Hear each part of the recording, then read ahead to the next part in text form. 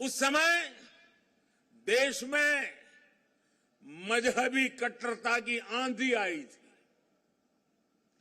धर्म को दर्शन, विज्ञान और आत्मशोध का विषय मानने वाले हमारे हिंदुस्तान के सामने ऐसे लोग थे जिन्होंने धर्म के नाम पर हिंसा और अत्याचार की पराकाष्ठा कर दी थी। उस समय भारत को अपनी पहचान बचाने के लिए एक बड़ी उम्मीद गुरु तेग बहादुर साहब के रूप में दिखी थी।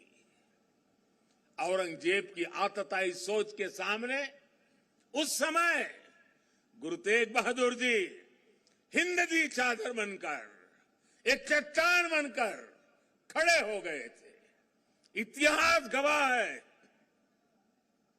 कि वर्तमान समय गवाह है और ये लाल किला भी गवाह है कि औरंगजेब और उसके जैसे अत्याचारियों ने भले ही अनेकों सिरों को धड़ से अलग करा, लेकिन हमारी आस्था को वो हमसे अलग नहीं कर सका। गुरु तेग बहादुर जी के बलिदान ने भारत की अनेकों पीढ़ियों को अपनी संस्कृति की मर्यादा की रक्षा के लिए, उसके मान सम्मान के लिए जीने और मर मिट जाने की प्रेरणा दी है। बड़ी बड़ी सत्ताएं मिट गई, बड़े बड़े तूफान शांत हो गए, लेकिन भारत आज भी अमर खड़ा है। भारत आगे बढ़ रहा है। आज एक बार फिर दुनिया भारत की तरफ देख रही है। मानवता के मार्ग पर पथ प्रदर्शन की उम्मीद कर रही है। गुरु तेग बहादुर जी का आशीर्वाद हम नए भारत के आभामंडल में हर और महसूस कर सकते हैं।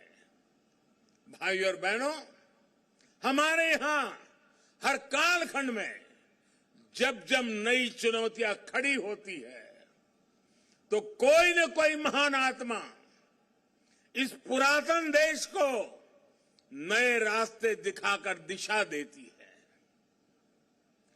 भारत का हर क्षेत्र, हर कोना हमारे गुरुओं के प्रभाव और ज्ञान से रोशन रहा है। गुरु नानक देव जी ने पूरे देश को एक सूत्र में पिरोया।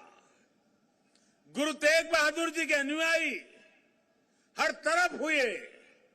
पटना में पटना साहिब और दिल्ली में रकाबगंज साहिब, हमें हर जगह गुरुओं के ज्ञान और आशीर्वाद के रूप में एक भारत के दर्शन होते हैं। भाई और बहनों, मैं अपनी सरकार का सौभाग्य मानता हूं कि उसे गुरुओं की सेवा के लिए इतना कुछ करने का अवसर मिल रहा है। पिछले वर्ष ही हमारी सरकार ने साहिबजादों के महान बलिदान की स्मृति में 26 दिसंबर को वीर बाल दिवस मनाने का निर्णय किया है।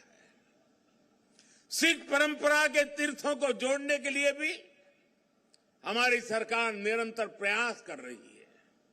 जिस करतारपुर साहिब कॉरिडोर की दशकों से प्रतीक्षा की जा रही थी, उसका निर्माण करके हमारी सरकार ने गुरु सेवा के लिए अपनी प्रतिबद्धता दिखाई है। हमारी सरकार ने पटना साहिब समेत गुरु गोविंद सिंह जी से जुड़े स्थानों पर रेल सुविधाओं का आधुनिकीकरण भी किया है।